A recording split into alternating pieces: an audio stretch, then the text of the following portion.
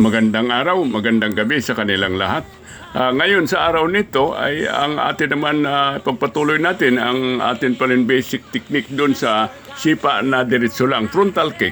Diretso lang itong sipa nito at masimple-simple rin ang atin mga kuha nito. So sundan nyo ako at subaybayan nyo at puro muna tayo frontal kick. At ang frontal kick kailangan natin, mabilis tayo kahit anong sipa, mabilis tayo. Yan, diretso lang ang sipa. So, napakadali ang ilagan kapag diretsong ang sipa. Number 1 rin, ang distance. Dahil paghakbang niya ng kaliwa niya, sabay sipa na yan. So, hakbang ka rin. So, ang ating footstep dito, 3. Side step ka muna yung kanan pa mo para ilag. Ayun, kunin muna natin ng mabilis. Kailangan mabilis tayo para, alam nyo, yung sipa, mas lalo na talaga marunong sumipa. Napakabilis yan. Split second, may tama kayo kapag pabagal-bagal tayo. So, ito yan. Side step tayo. Paghakbang niya, ng kaliwang pa niya, ayan, hakbang mo rin ang kanan pa mo, side step para ilagyan, tapos sa likod, yung paa mo, tapos slide. So, 3 steps tayo. Side step, sa likod, at saka slide ang kanan pa. Now, tingnan nyo pa, sundan nyo ako. Yan, ang kamay, nandito ngayon sa pipihitin natin to para tumaob siya. Ayan, pinipihit. Yan, sabay hatak. Nakataob yan, pwede natin nasipaan yan sa kanyang groin o sa bayag.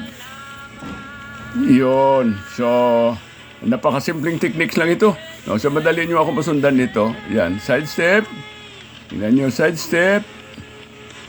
Kanan kamay natin dun sa parang sa alak-alakan niya.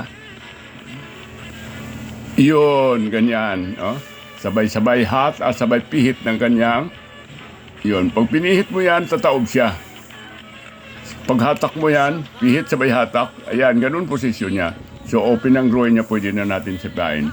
Ngayon, ipapakita natin sa inyo ulit yung bilis.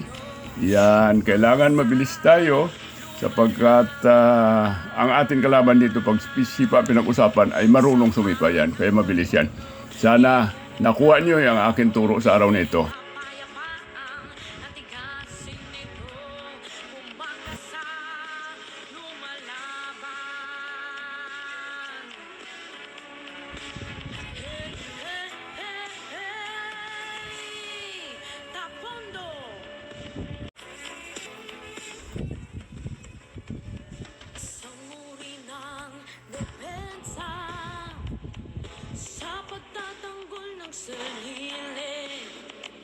Master Gabilinyo ng